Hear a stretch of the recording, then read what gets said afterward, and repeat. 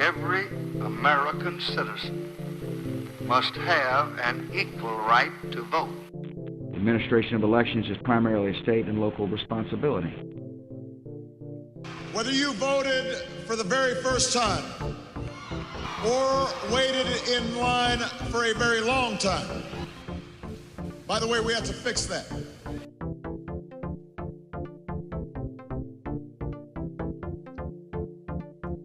Welcome to High Turnout, Wide Margins. This is Brianna Lennon. I'm the county clerk in Boone County, Missouri, and with me is my co-host, Eric Fay, Director of Elections in St. Louis County.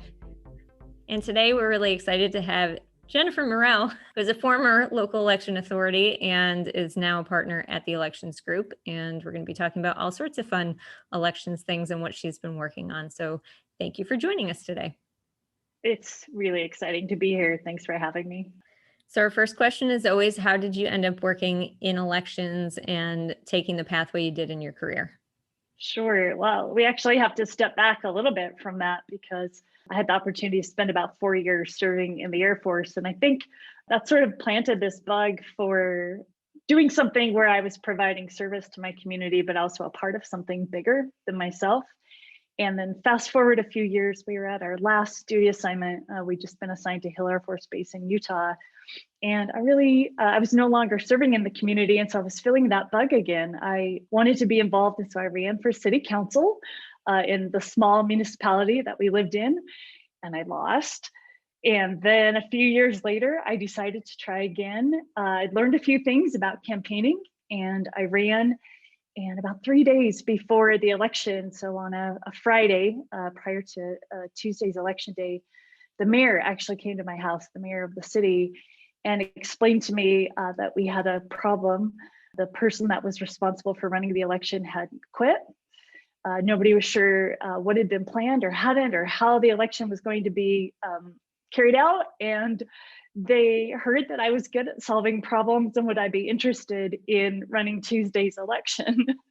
And so I spent the next couple of days just calling everybody that I could, reading all of the statutes and laws.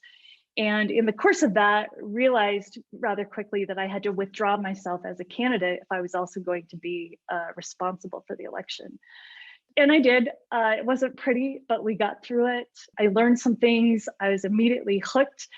I think I thought to myself, this is just a fascinating process, and I think we can do better. There were definitely some things that I saw that could be improved upon. And so long story short, they kept me on as the city clerk. I stayed there for a couple of years. Like most small municipalities, I did a lot of other things besides running elections.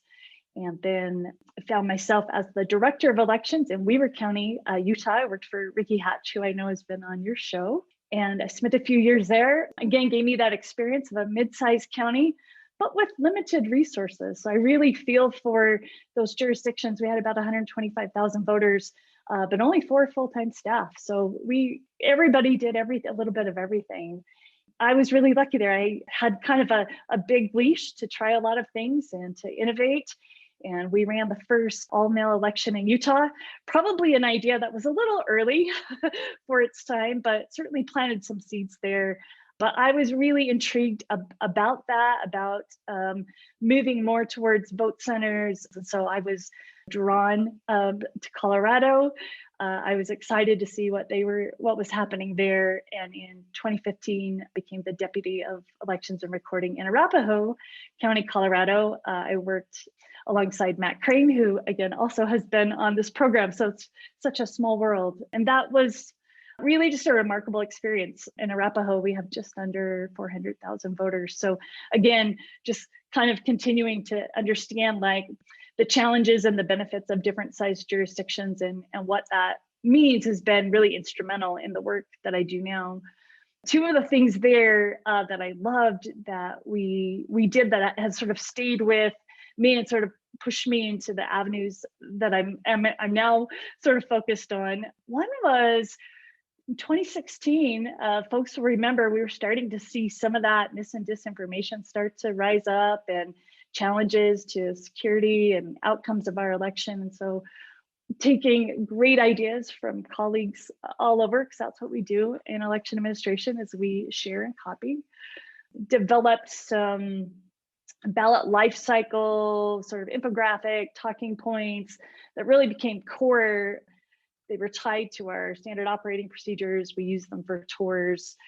We use them to help inform observers and poll watchers, and really help people, we hoped, feel more confident in what they were seeing. And then the final thing there, obviously, risk limiting audits played a big role in the last year that I was in Colorado. I will admit this, I don't know that I've admitted this publicly, but I initially was not sold on the idea. I thought it sounded like something that was nice on paper, but maybe not something that could be a reality or put into practice. But like most things we do in election administration, the law sort of forced me to have to do that. And I decided if we were going to do that, we were going to do that really well. And I actually came away, obviously, a huge fan, and now, an evangelist, I guess, is the word for RLAs, not just because of the way that they help us sort of validate the outcome of our election, but actually all of the back end work that goes into organizing and storing, cataloging, and focusing on chain of custody and ballot reconciliation, those sorts of things that are foundational to a good audit. I saw the way that they were able to kind of transform some of the work that we were doing. So that led me, I guess, to where I'm at now, which was been a few years sort of talking about RLAs and instructing folks on how that works. And now with the elections group, we've sort of broadened that work to encompass quite a few more things than just post-election audits. I know that the reason we asked you to be a guest on here was to talk about some of your work more recently, post-November 2020, and the issues around threats to local election officials and what they can do to protect themselves. Can you fill everybody in on what you've been doing in that regard? Yeah, we never saw ourselves as really being the subject matter experts in that area. And yet, as we were supporting different jurisdictions and we were receiving calls from folks, either to ask for help or just sharing what was happening in their office, we sort of had this growing sense of alarm about the number of threats, whether they were indirect via voicemail or email messaging, that sort of thing, or direct threats where folks were showing up at election offices or copying license plates from staff members in parking lots, that sort of thing. And we didn't see anybody really addressing that. And I think we heard sort of two themes. One was, how can I make sure my information isn't out there? I don't want people to know where I live or who my kids are or where they go to school. And the second part was, I just don't feel like I'm getting the response I need from law enforcement. So like most things, we just decided, you know what, we're going to put something out. And most likely when we do that, somebody else will take it and they'll make it better. So we collaborated with a group that had done a lot of work in the online environment. So keeping people safe online. And really, it's a couple of key things. It's first taking the time to sort of understand what information is out there about you, whether it's something as simple as a Google search, or we developed a document called Protecting Election Officials from Digital Threats. And there are some other tools that it outlines that can be used as well. But it's really helpful for anybody sort of thinking about this to know what accounts do I have? If I search my name, can I find my home address, my phone numbers, my date of birth? Do I have old accounts that I forgot about that are still open? And which of those accounts, especially when we're talking about social media, are public or private? So just sort of doing some investigative work on your own to understand your own risk level. We recognize that certainly some folks that are in running elections have a sort of higher public profile than others, right? So there are some of you that are elected and just by nature of your job, your name is out front, but there are also staff members that they signed up just to do a job and not to be known publicly, that also experience some of that threat. And so it's sort of a way to understand what's out there. And then the second part is thinking about how to remove some of that information. So doxing obviously was a big part of the playbook for the folks that were doing the threatening and harassing. posting information about individuals. And so the second recommendation is just removing as much of that public information as you feel comfortable with. One of the things that we found ironic was election officials are responsible for voter registration data, which has a lot of personal information. And yet in many states and jurisdictions, you don't have the ability to mask or redact your own information. There are certainly different laws, different classes of people that can ask for that, but election officials haven't until recently really been considered as part of that protected class, like judges or district attorneys or people that are in abusive relationships or things like that, where they need to hide their information. And then the final part of that is just thinking about if you do find yourself at the tail end of those threats, kind of how to handle that situation. So that was one part of it. And then the second part was the local law enforcement. And we just sat down and talked to members of our team, as well as the other election officials, to just try to think about, when it comes to sort of collaborating, what are you doing? How are you including law enforcement, not just in sort of the conversations we've had in the past about protecting polling locations and electioneering, but actually ensuring that your person and your physical building are safe. But more importantly, when you do get those threats, who do you communicate them to? How do you communicate them? What sort of information do they want you collecting? And what can you, as the election official, expect in terms of response? And I think for a lot of jurisdictions, that might be a new conversation that they're just having. And our guess is it's probably a bigger conversation. So it may start with your local law enforcement unit, but most likely it's something that you may want to have a discussion with your state association or in collaboration with your Secretary of State, or if you have sort of regional groups within your state where you can sort of harness that collective power and sort of help state and local law enforcement understand this isn't just a single county problem, but it's a statewide issue. And we hope that by putting these out and sort of talking about them, we can push the conversation to the federal level. And we're seeing that, we're seeing some response now, right, from DHS, and certainly lots of advocacy groups now talking about how to better protect election administrators and election officials. So one thing that I've been curious about, because this is something that came up a lot, well, there seems to me to be constitutional questions of putting armed guards at your office, and the voters themselves shouldn't be intimidated at the expense of having to protect the office and trying to determine whether threats are legitimate or not, if there is going to be something that you need to protect yourself against. How has that come up in discussions? Yeah, it's a great question. It's one we touch on, but again, we certainly aren't the authority there. We simply just address it that there's a conflict there, right?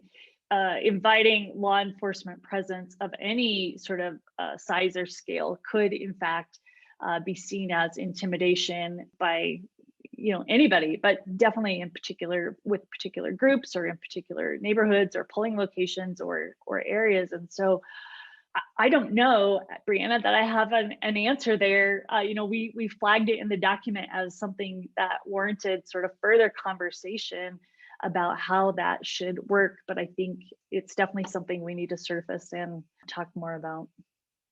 I'm curious what kind of response you've heard so far from election officials to what you put out. I guess like a bit mixed. I think the easy answer would be, I'm just going to take everything that has to do with me and my office out of the public sphere, and that's how I'll be safe. And that's not reality, right? We have all of this information about the work we do, about who we are, that just by the nature of the work has to be out there. So you almost have to look at it with sort of two trains of thought, like how to protect my office and myself in a professional sense, and then how to protect myself personally.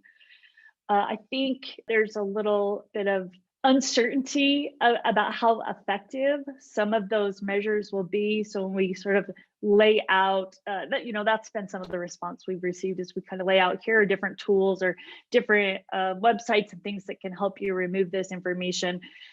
Some of the response has been, can you really, like, is it really worth, this is a lot of kind of time and effort to do this.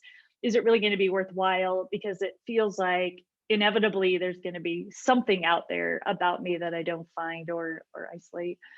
I think in terms of a law enforcement piece, that's, we've received really positive response from that. Just again, as folks are starting to sort of take a collective breath from 2020 and turn towards what's next.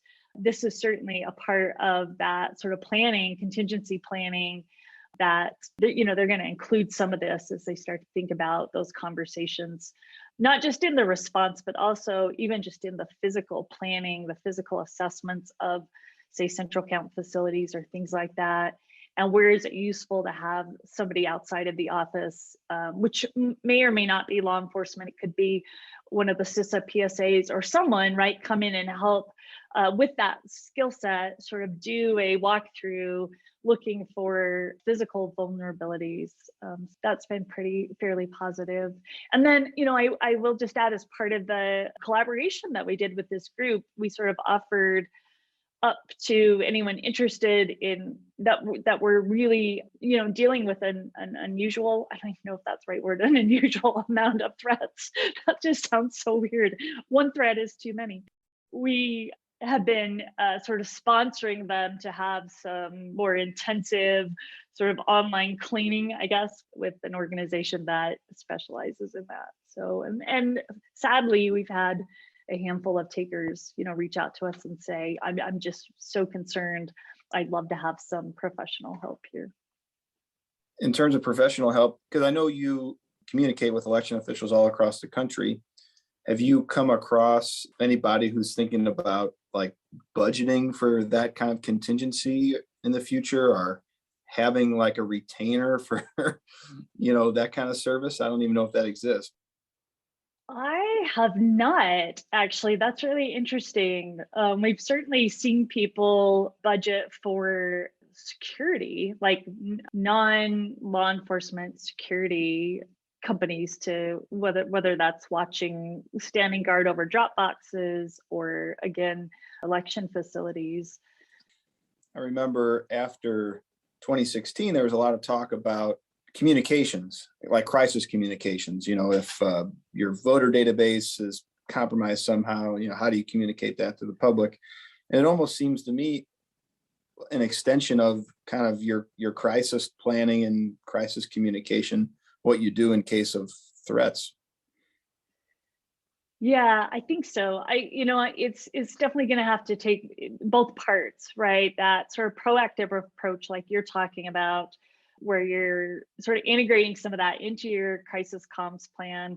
And also sort of the broader, as we talk about really nailing down that documentation, the standard operating procedures, the tests, the audits, all the things that you do to sort of help combat the mis and disinformation. So I think that that's definitely one element. And then this sort of defensive part, this is where I think, again, as a community and in collaboration with legislators and others, need to really think about laws like some states have that protect judges, that protect certain individuals in public service, to extend that to election administrators, not only to provide that sort of protection, allowing them to redact some of that information from public records, but also comes with those same criminal penalties.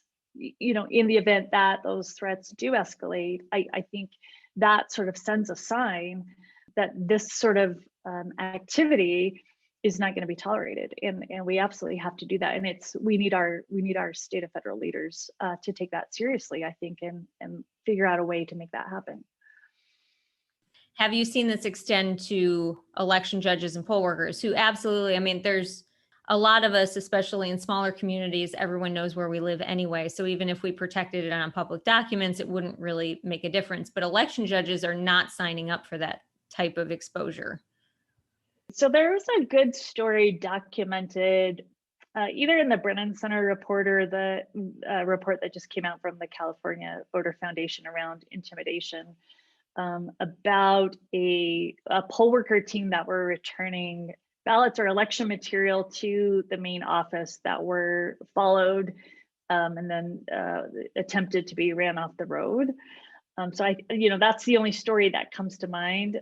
We certainly saw in Georgia lower level line staff being targeted. And I think you're right, Brianna, that's what's concerning, is when you have individuals who, again, they didn't sign up for that. Unlike you take a little bit of that risk, right? By nature of your role.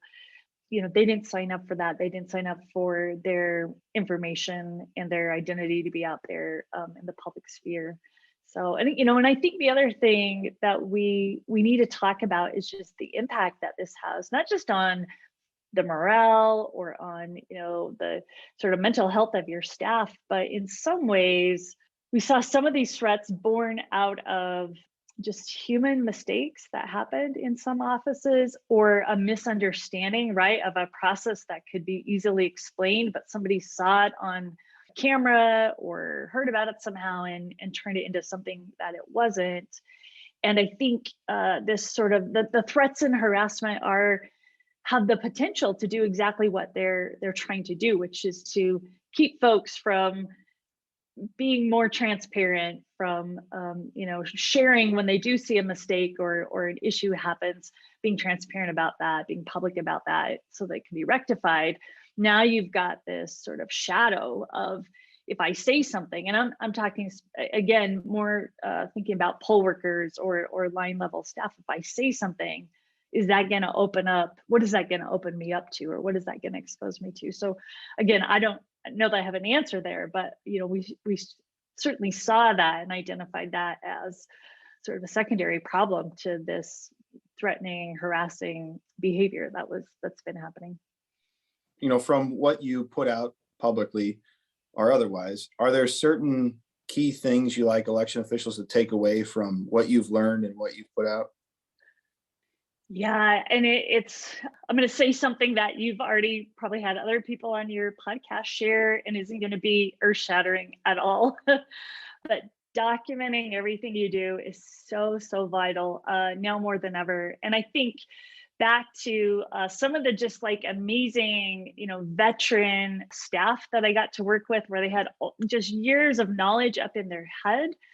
And we've seen this in just about every election office we go into, but no one has taken the time to put all of that down on paper.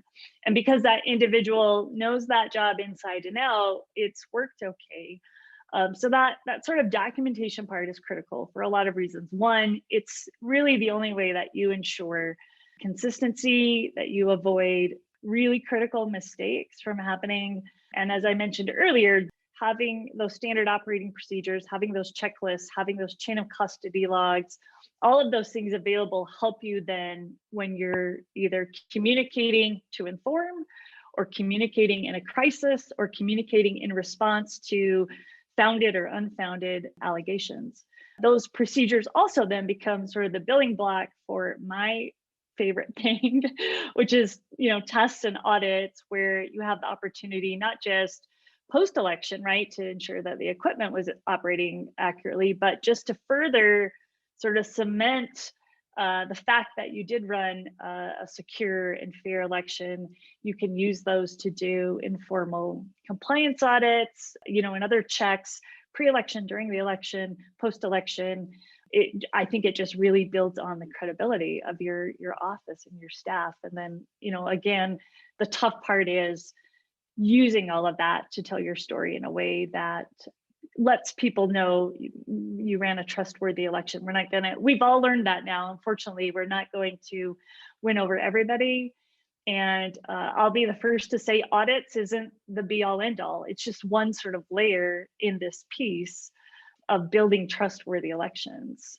So start by, if I could give one piece of advice, and I do this every time I walk into an office to do an assessment or to help, is walk through on your own or with your staff, whatever size of office you have, walk through all of your processes from the time the voter registration application arrives in your office until those ballots are stored, and find out where you actually do have documentation available, where there are gaps, and have folks actually walk through that and ensure it's current. Sometimes I'll see jurisdictions that say, yeah, we've got all of our procedures documented, but nobody's actually walked through them in years. And we find out that new technologies have been implemented or laws have changed or something, and they just haven't been updated. So it's the cheapest, easiest thing you can do. It's time consuming. And I think more than anything, my work over the last year has helped me see that one of the biggest needs that our community has is a lack of human resources, meaning offices that are understaffed or not staffed with people that have all of the skills that they need. And I think that's something we're fighting for every day for investment in that. I think that's going to be really important over the next 4 to 8 years. I am curious, you've worked in so many places and you have a wealth of experience from all of those different places. Knowing everything you know now and living through the 2020 election, do you have any sense of if 2022 is going to be worse, if 2022 is going to be the same, if we should all be hiding under our desks? I'll answer that and then I'll share some wisdom. I think it's going to be worse. I think there's sort of a playbook forming, and I think it's going to be worse. I think this misdis and malinformation that we're seeing is only going to grow as individuals are starting to understand how to use it to leverage what it is that they're trying to accomplish.